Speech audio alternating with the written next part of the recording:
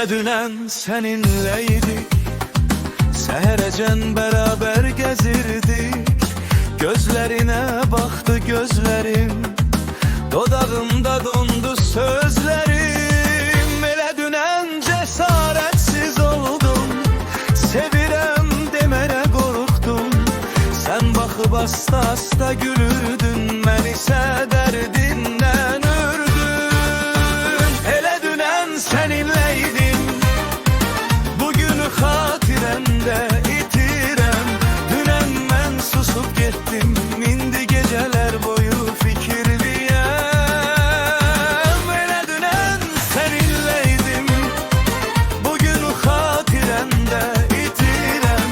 Dünen ben susup gittim, indi geceler boyu fikirliyem.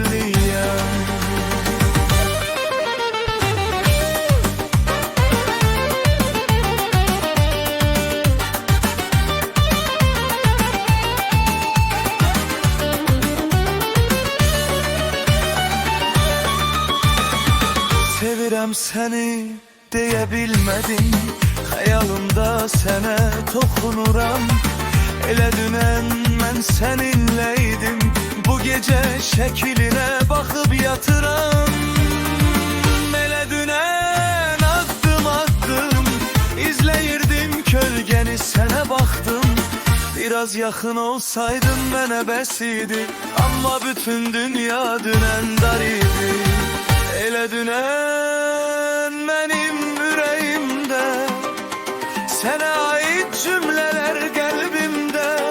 Gitme deme istedim ama sustum, sen geri dönmedin, ben çok aciz oldum. Elə dünen deyip gülürdük biz, bugün ömrüm kaldı sensiz. Telefonum elimde donup kalıp yazıp silirem.